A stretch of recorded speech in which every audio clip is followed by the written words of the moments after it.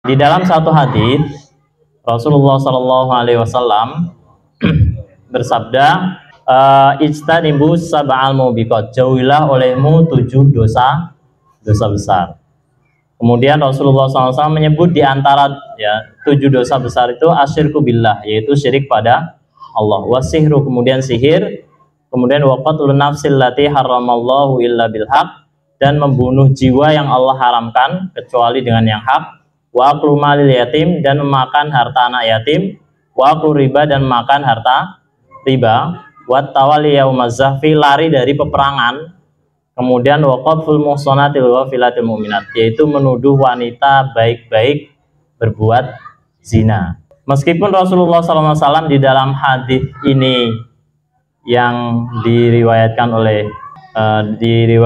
dalam kitab muttafaqun alaih, kitab Sahih Al-Imam Al-Bukhari dan Sahih Muslim, Rasul hanya menyebutkan 7, tapi dari hadis-hadis yang lain dan dari nas-nas Al-Quran, seorang sahabat bernama Abdullah bin Abbas radhiyallahu an kemudian merangkum, kira-kira kata beliau radhiyallahu an, itu ada 70-an dosa-dosa besar. Nah, di dalam kitab Al-Kabair ini disebutkan ada 76 dosa besar.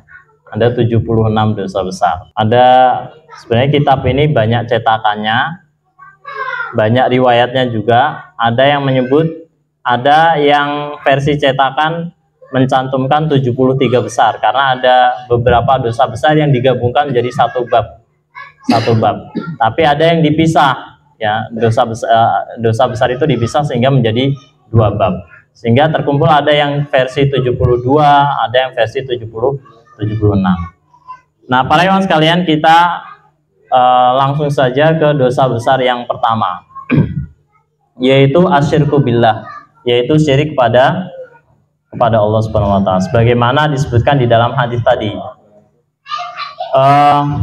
Ini syirik pada Allah Subhanahu wa taala ini adalah dosa yang paling besar dari sekian dosa besar, dan dari sekian banyak dosa, ya, perbuatan-perbuatan yang mendatangkan dosa, syirik pada Allah Subhanahu wa taala ini adalah dosa yang paling besar. Di antara yang menunjukkan bahwa syirik itu dosa besar selain hadis tadi, yaitu ijtanibus sab'al mubiqat, jauhilah olehmu 7 dosa besar atau 7 yang menghancurkan.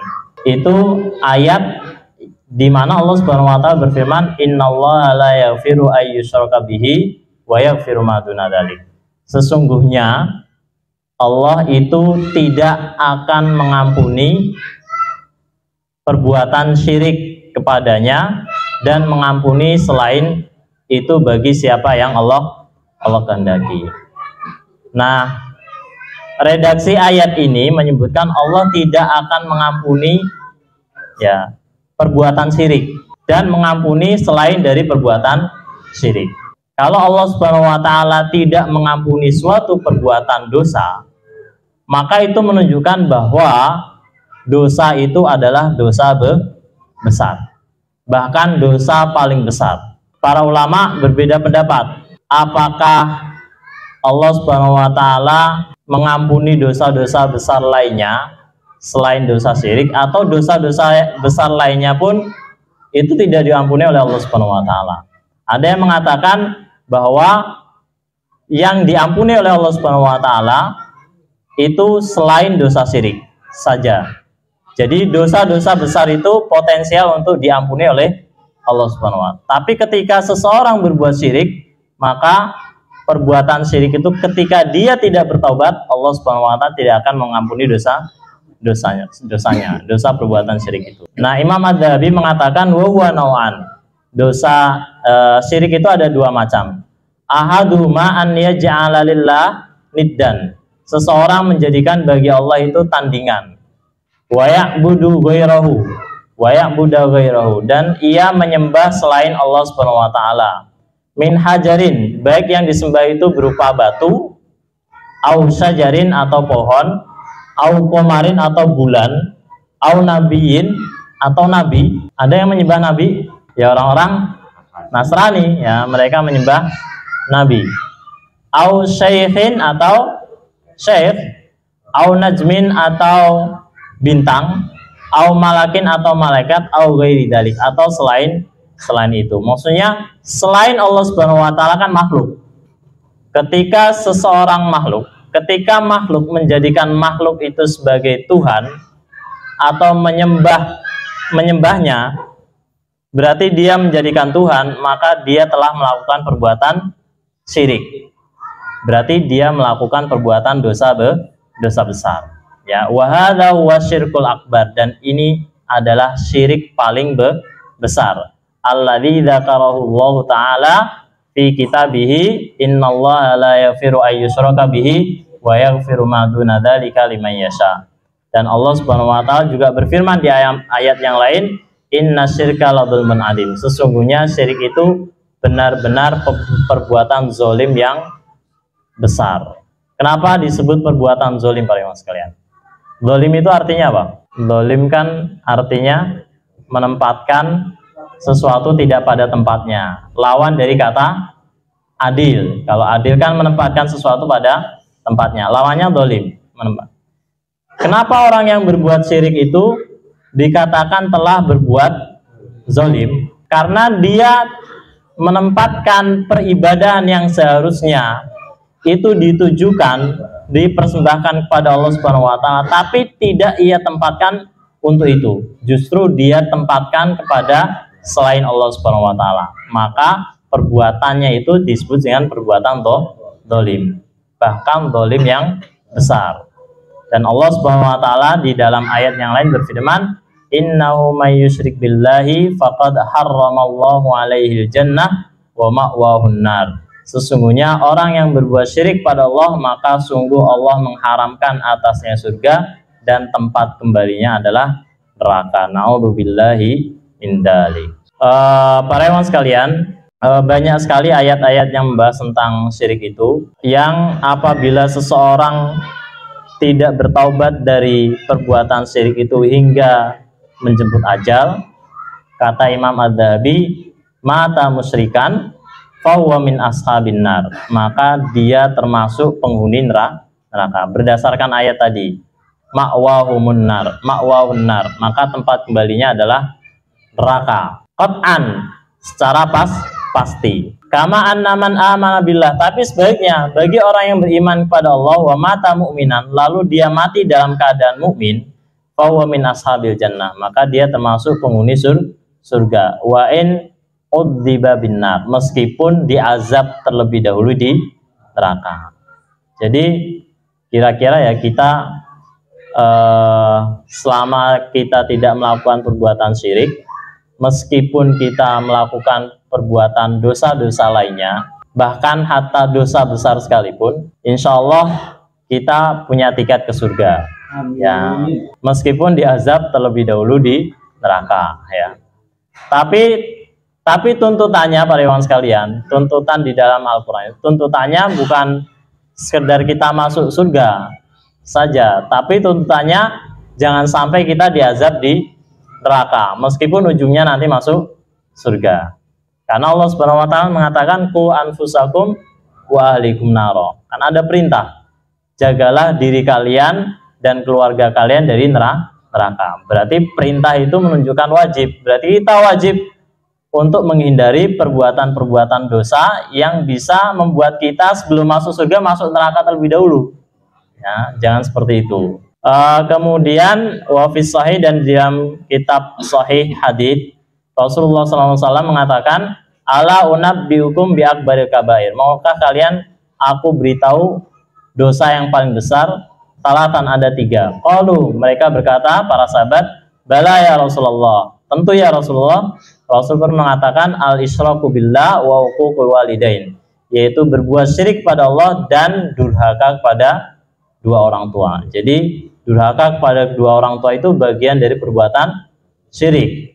Wa kana muttaqian fajalasa faqala. Tadinya Rasul itu ketika mengatakan al-isyraku billah wa uququl walidain dalam keadaan bersandar para ikhwan sekalian, duduk dan bersandar. Seperti saya ini lah, seperti ini. Ala unabbiukum bi akbaril kabair? Bala ya Rasulullah, al isyraku billah wa uququl walidain. Kan tinggal satu lagi, kata Rasulullah, ada tiga. Nah, giliran yang ngomong ketiga ini beliau berdiri, para imam sekalian. Beliau berdiri. Nah, yang ketiga ini Rasul mengatakan ala wa qaulaz zur. Yang ketiga yaitu saksi palsu.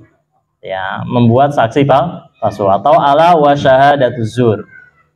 Ya, ingatlah itu adalah membuat saksi palsu atau kesaksian palsu. Berarti kesaksian palsu ini termasuk bagian dari dosa besar. Fama zala yukarriru hatta qulna. Bahkan Rasul mengatakan berulang-ulang itu kata qaulaz zur, syahadatuz zur, sampai-sampai yang mengatakan laitahu. Semoga Rasul segera diam gitu. Jangan sampai diteruskan. Kapan nih Rasul mau diam mengatakan qaulaz zur? Saking mengeri, berarti kan saking sahabat itu melihat betapa mengerinya ya membuat kesaksian palsu. Waqala sallallahu alaihi wasallam ijtanibus sab'al mubiqat, jauhilah olehmu 7 dosa besar. Pada kalau minha asyirku billah, dan Rasul menyebutkan di antaranya ada syirik pada Allah Subhanahu wa taala. Waqala sallallahu alaihi wasallam, dan Rasulullah sallallahu alaihi wasallam mengatakan man baddala dinahu faqtuluh. Bahkan orang yang berbuat syirik pada Allah Subhanahu wa taala sehingga membuat dia kafir, ya, murtad dari ajaran Islam, Allah mengatakan faqtuluh, Rasul mengatakan faqtuluh, maka bunuhlah dia. Berarti kan diantara yang menyebabkan haramnya darah kita kan syahadatan, asyhadu an la ilaha illallah wa asyhadu anna muhammadar rasulullah. Jadi ketika seseorang mengatakan la ilaha illallah, ya, mengatakan la ilaha illallah, haram darahnya untuk dibunuh. Tapi ketika dia melakukan perbuatan syirik yang menyebabkan dia kemudian murtad, ya, maka halal darahnya. Ya, halal darahnya. Ini kita nggak membahas soal hukum membunuh orang yang melakukan perbuatan syirik atau murtad dari ajaran Islam ya di negara kita ini, bahaya ya, hati-hati ya.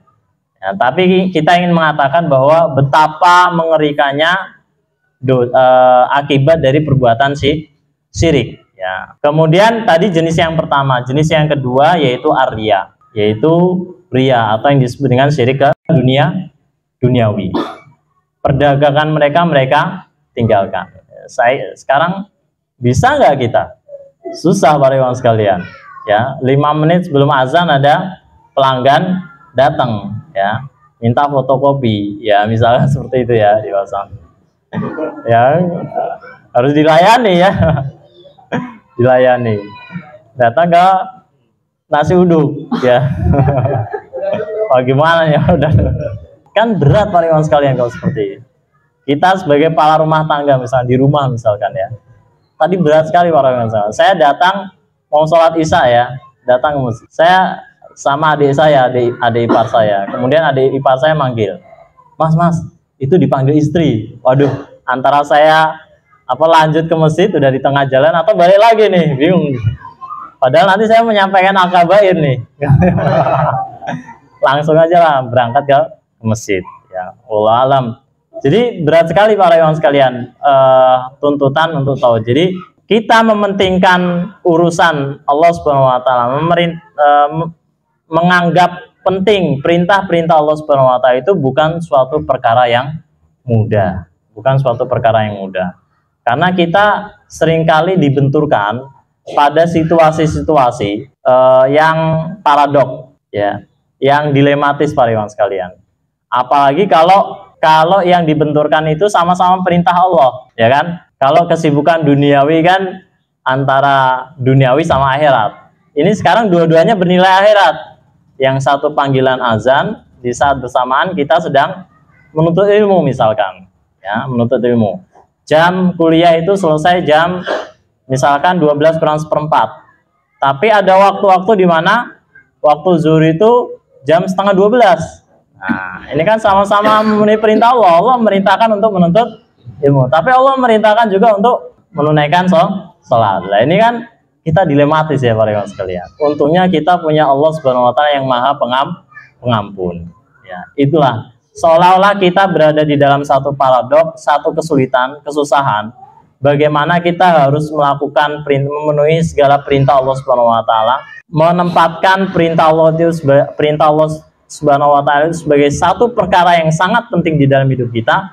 Tapi kita dihadapkan pada satu situasi di mana kalau kita ya menempatkan itu sebagai satu yang penting, ya kita akan meninggalkan sesuatu yang penting juga bagi kehidupan kita. Ya untungnya Allah Subhanahu wa taala itu Maha Pengampun. Nah, inilah pentingnya juga ya. Tadi Allah Subhanahu wa taala menyampaikan innallaha la yaghfiru ayyushraka bihi wa yaghfiru ma duna dzalika. Nah, dari itu menunjukkan bahwa dosa-dosa kecil yang kita lakukan selama kita melakukan perbuatan-perbuatan amal soleh, ya, itu bagian dari menghapus dosa-dosa kecil. Jadi tidak ada di antara kita yang terlepas dari dosa-dosa kecil, bahkan dosa-dosa besar sekali. Insya Allah nanti pada pertemuan berikutnya oleh Ustadz Fairuz atau Ustadz yang lainnya akan dielaborasi lebih dalam tentang bagaimana kita bertaubat dari dosa besar dan bagaimana kita bertaubat dari dosa kecil. Barakallahu fikum, hadanallahu yakum wa minkum. Wallahu a'lam bishawab. Assalamualaikum warahmatullahi wabarakatuh.